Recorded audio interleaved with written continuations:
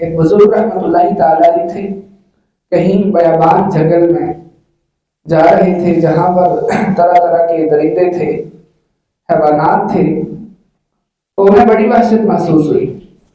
پھر انہوں نے سوچا کہ نبی پاک صلی اللہ علیہ وسلم کا فرمان ہے کہ جو بندہ مجھ پر ایک مرتبہ درود پاک پڑھتا ہے اللہ تبارک و تعالی اس پر 10 رحمتیں نازل فرماتا ہے۔ آپ فرماتے ہیں کہ میں نے یہ درود پاک پڑھا اور میں پوری رات سو گیا، نہ مجھے کسی طریقے میں چھیڑا، نہ مجھے کوئی خوف وحشت محسوس ہوئی۔ اور پھر خود ہی فرماتے ہیں کہ جب اللہ تبارک و تعالی نے ایک درود پاک کی برکت سے 10 رحمتیں نازل فرما دی ہیں، تو جس بندے پر 10 رحمتیں نازل ہو جائیں اسے حیوانات اور یہ درندے کس طرح نقصان پہنچا سکتے ہیں۔ تو ایک بار درود پاک پڑھنے کی برکت سے اگر آدمی طرح طرح کی آفتوں سے محفوظ ہو سکتا ہے تو جو آدمی کثرت سے درود پاک پڑھتا ہو اسے کتنے زیادہ فوائد ملیں گے۔ تو اس لیے حضور علیہ الصلوۃ والسلام کی ذات پر کثرت سے درود و سلام پڑھنا چاہیے۔ سیدنا ابراہیم علیہ الصلوۃ والسلام ایک مرتبہ سمندر کے کنارے پر کھڑے تھے تو وہاں پر ایک لاش کو دیکھا، اور حالت یہ تھی کہ جب پانی آتا اس لاش کی طرف تو پانی میں مچھلیاں بھی آتی، اور مچھلیاں آتی تو اس لاش میں سے کچھ نہ کچھ کھا کے اپنے حصے کا کھا کے چلی جاتی۔ جب پانی اتر جاتا تو پھر درندے آتے اور اس لاش میں سے کھا کے چلے جاتے، اور اسی طرح پرندے بھی اڑتے اڑتے آتے اس لاش میں سے کچھ نہ کچھ کھا کے چلے جاتے۔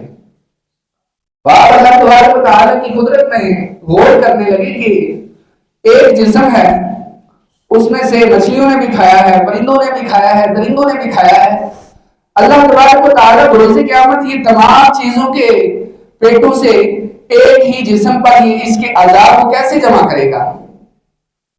آگے غور و فکر کر رہے تھے تو اللہ کی بارگاہ میں عرض کی مولا مجھے یقین تو ہے کہ تو بروز قیامت ہر آدمی کو زندہ کرے گا، لیکن میں اس بات کو اپنی آنکھوں سے دیکھنا چاہتا ہوں، میں اپنے دل کی تسلی کے لیے یہ کام اپنی آنکھوں کے سامنے دیکھنا چاہتا ہوں۔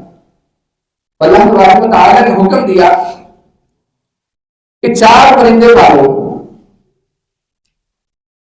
تو ابراہیم علیہ السلام نے 4 پرندے پال لیے اور انہیں اپنے ساتھ خوب مانوس کر لیا۔ تو جب ان کے ساتھ مانوس ہو گئے تو اللہ تبارک و تعالی نے حکم دیا کہ ان 4 کو ذبح کرو اور ان کا گوشت الگ الگ کر کے قیمہ بناؤ، مکس کر کے ان کی سریاں اپنے پاس رکھ لو اور باقی ان کا گوشت مکس کر کے 4 مختلف پہاڑوں پر رکھا ہو۔ اور وہ 4 پرندے کون سے تھے؟ مور، کوا، مرغا اور کبوتر۔ ان 4 کا گوشت مکس کیا اور 4 پہاڑوں پر رکھ دیا۔ اللہ تبارک و تعالی نے حکم دیا کہ اب ان پرندوں کو پکارو، تو ابراہیم علیہ السلام نے 4 پرندوں کو پکارا۔ اب 4 پرندوں کا گوشت جو مختلف پہاڑوں پر رکھا ہوا تھا اللہ کے حکم سے وہ اکٹھا ہونا شروع ہو گیا، اور وہاں پر جہاں پر وہ کھڑے تھے انہوں نے سریاں رکھی تھی وہاں پر ہڈیوں کے ساتھ گوشت لگنے شروع ہو گیا، اور وہ گوشت جب سارا اکٹھا ہو کے اپنی اپنی سری کے ساتھ لگ گیا اور وہ پرندے زندہ ہو کے اپنی اپنی بولیاں بولنے لگے۔ تو ابراہیم علیہ السلام نے اس واقعے کو دیکھ کر عرض کی کہ مولا اب میرے دل کو سکون آ گیا ہے۔ یقین تو پہلے بھی تھا، ایسا نہیں کہ پہلے ان کو بے یقینی تھی کہ اللہ کیسے زندہ کرے گا، بلکہ ان کو یقین پہلے ہی تھا کہ اللہ تبارک و تعالی کی ذات مردے زندہ کرنے پر قادر ہے، چاہے اس کا ایک عزا کہیں پر ہو دوسرا کہیں پر ہو۔ لیکن آپ اپنے دل کو سکون پہنچانے کے لیے، اطمینان قلب کے لیے یہ بات دیکھنا چاہتے تھے، اور انہوں نے اپنی آنکھوں کے سامنے یہ منظر دیکھا۔ اب یہ 4 پرندے انہوں نے پالے تو اس میں بڑی حکمت ہے۔ اب ان 4 پرندوں میں ایک ایک بلائی ہے، جو ہے مور، یہ بڑا حسن و جمال والا پرندہ ہے، بڑا حسین پرندہ ہے، شاید سب پرندوں میں سب سے زیادہ حسین پرندہ یہی ہو، اور اس میں برائی یہ ہے کہ یہ اپنے حسن پر گمان کرتا ہے، ناز کرتا ہے، اپنے آپ کو بڑا حسین سمجھتا ہے اور اپنے آپ پر بڑا تکبر کرتا ہے۔ تو اس میں جو برائی ہے وہ تکبر کی ہے۔ اور اسی طرح دوسرا ہے کوا۔ कब्र में ये बुराई है कि ये मुर्दार खाता है, यानी कहीं पर कोई मुर्दा चीज पड़ी होगी, जानवर मरा हुआ है, वो खा लिया। और दूसरी बात इसमें है कि ये हिर्स और लालच करता है। इसी तरह तीसरा जो मुल्क है, इसमें जो बुराई है वो ये है कि इसमें नफसानी ख्वाहिशात की ज्यादती है, ये नफसानी ख्वाहिशात पर चलता है। और इसी तरह कबूतर, इसमें जो बुराई है वो ये है कि ये बुलंद परवाजी पर बड़ा घमंड करता है, बड़े ओहदे, बड़े मनसब। और इस तरह कबूतर जो है बुलंद परवाज पर, अपनी बुलंद परवाज पर बड़ा नाज करता है। तो ये चार जो बुराइयां हैं, गोया कि इस परिंदे वाली हिकायत से, इब्राहीम अलैहिस्सलाम की इस हिकायत से ये बात मालूम होती है कि जिस बंदे के अंदर ये चार बुराइयां हों और जब तक वो इनको अपने आप से निकाल ना ले तब तक वो कामिल नहीं हो सकता। देखें ना, इंसान में अपने आप को मारना पड़ता है, अपनी नफ्स की ख्वाहिशात को मारना पड़ता है। तो तकब्बुर के बारे में सुनिए,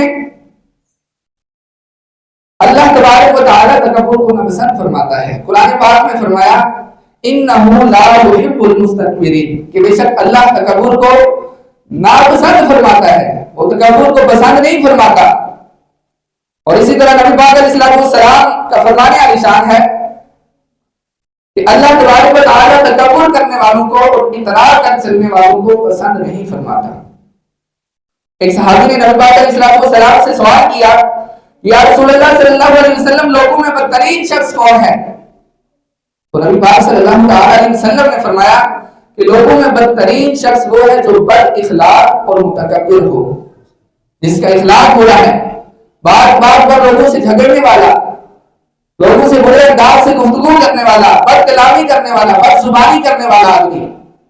और मुतकब्बिर शख्स के जिसके दिल में तकब्बुर हो, अपने आप को बड़ा समझता हो, लोगों को हकीर समझता हो, तो अल्लाह तबारक व तआला के हाँ ये बेहतरीन शख्स है। और पूछा कि अल्लाह के हाँ सबसे बेहतरीन शख्स कौन है? तो नबी पाक सल्लल्लाहु अलैहि वसल्लम ने फरमाया कि कमजोर समझा जाने वाला शख्स और पुराने लिबास वाला शख्स ये अल्लाह के हाँ बेहतरीन है। और ये लोग जिन्हें कमजोर समझा जाता है, पुराने लिबास वाले, हुजूर ने फरमाया कि अगर किसी बात पर अल्लाह पाक की कोई कसम खा ले तो अल्लाह पाक उनकी कसम पूरी फरमा देता है। आज हमारे मुआशरे का हाल तो ये है कि जो कमजोर आदमी है उसको कुछ समझा ही नहीं जाता।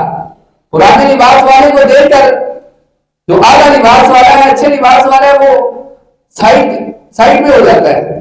तो ऐसा नहीं होना चाहिए, बल्कि अल्लाह के हाँ वो बेहतरीन शख्स है तो लोगों को भी उसकी अच्छी खातिरदारी करनी चाहिए। इसी तरह नबी पाक सल्लल्लाहु अलैहि वसल्लम ने फरमाया कि जिसके दिल में राई के दाने के बराबर भी तकब्बुर होगा वो जन्नत में नहीं जाएगा। तो तकब्बुर ये इंसान को तबाह कर देता है।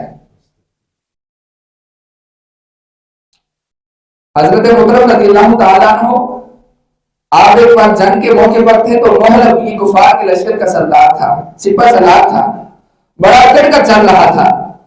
तो इन्होंने ऐसा जुमला बोला कि उसकी अकड़, उसका तकब्बुर खत्म हो गया। आपने फरमाया क्या मोहल्लब, तो इतना अकड़ कर क्यों चल रहा है? ये अकड़, ये तकब्बुर अल्लाह तबारक व तआला को नापसंद है, तो इतना अकड़ कर क्यों चल रहा है? तेरी इब्तिदा एक पानी के नापाक कतरे से हुई है और तेरी जब इंतहा होगी तो तुम एक मुर्दार और बदबूदार जिस्म हो जाएगा। और इन दोनों हालतों के दरमियान जो अब तेरी हालत है वो ये है कि तू अपने पेट में गंदगी उठाए फिर रहा है। तो हर इंसान की यही आदत है। तो इंसान को तकब्बुर नहीं करना चाहिए। फिर तकब्बुर किस बात का? इंसान ने एक दिन मर जाना है, मट्टी हो जाना है।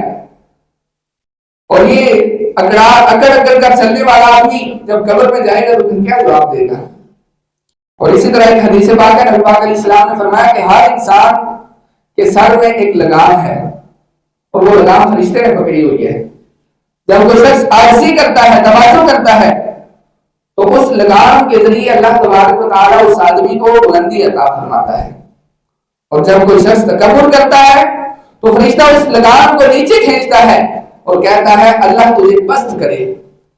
تو انسان تکبر کر کے خود کو بڑا سمجھتا ہے، لیکن اللہ تبارک و تعالیٰ اس کو اور تنزلی عطا فرماتا ہے، اس کو اور نیچا کر دیتا ہے۔ تو اس لیے تکبر سے ہمیشہ بچتے رہنا چاہیے۔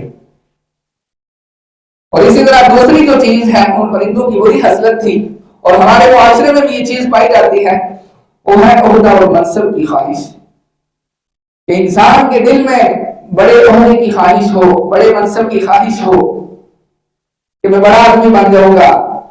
تو یہ جو دنیاوی خواہش ہے، یہ وہی چیز ہے، اور اس نے بڑے بڑے لوگوں کو تباہ و برباد کیا۔ دیکھیں فرعون، یہ اپنے عہدے اور منصب کے پیچھے ہلاک ہوا۔ نمرود اپنے عہدے اور منصب کے پیچھے ہلاک ہوا۔ کئی لوگوں کے اللہ تبارک و تعالیٰ نے بادشاہی عطا کی، 300 سال فرعون بادشاہ رہا اور یہ خدائی کا دعویٰ کر بیٹھا، اور آخرکار دریا میں ہلاک ہوا۔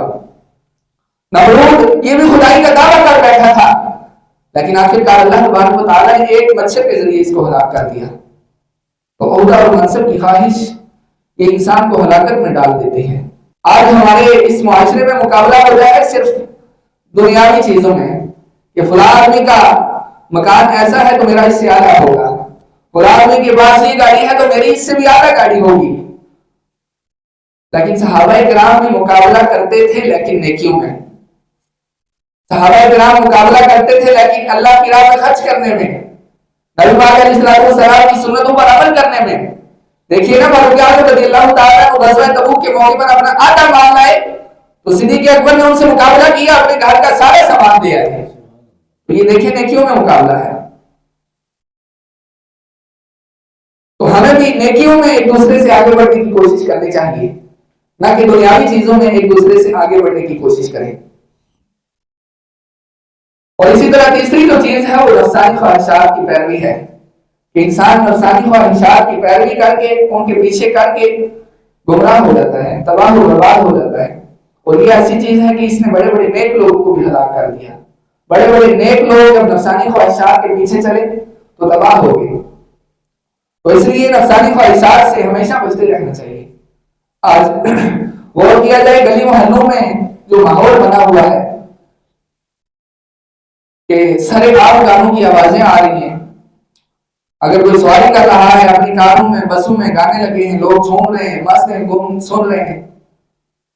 موٹر سائیکلوں پر بیٹھے ہوئے اگر کوئی آدمی ہے تو وہ بھی جب گانے کی آواز سنتا ہے تو ایسے اپنا سر ہلانا شروع کر دیتا ہے، تو اس کو کچھ سمجھتے ہی نہیں ہے، حالانکہ یہ کتنے بری چیز ہے۔ بے حیائی، نفسانی خواہشات، اللہ و رسول کی نافرمانی۔ ہم کوئی کریں نا، ہم میں سے بھی کوئی ایسے بندوں کو دیکھتے ہوں گے، گاڑیوں کی آواز سنی ہے وہ جناب ڈانس شروع کر دیتے ہیں، ادھر سے گاڑیاں گزر رہی ہیں، ٹرکٹروں پہ گانے لگے ہوئے ہیں، پورے محلے میں آواز آ رہی ہے۔ یہ بری چیز ہے، اللہ پاک کی نافرمانی ہے، اللہ کے رسول کی نافرمانی ہے۔ تو ہم نے اس چیز کو ختم کرنا ہوگا۔ اور اسی طرح چوتھی جو چیز ہے وہ ہے حرص، لالچ۔ یہ بھی انسان کو تباہ و برباد کر دیتی ہے۔ نبی پاک علیہ السلام نے فرمایا کہ حرص اور لالچ اس سے بچو، کہ تم سے پہلی قوموں کو اسی چیز نے ہلاک کیا کہ انہوں نے حرص اور لالچ کی، انہوں نے رشتے توڑے، انہوں نے حرص اور لالچ کی، اللہ کی نافرمانی کی۔ اور اللہ تبارک و تعالیٰ نے قرآن پاک میں ارشاد فرمایا کہ وَمَن يُوقَ شُحَّ نَفْسِهِ فَأُولَٰئِكَ هُمُ الْمُفْلِحُونَ، کہ جس نے اپنے آپ کو شح یعنی کنجوسی سے بچا لیا وہی لوگ کامیاب ہیں۔ اب کنجوسی کیا ہے؟ کہ انسان کے دل میں مال کی محبت کا اتنا بڑھ جانا کہ اسے حلال اور حرام کی پرواہ نہ رہے،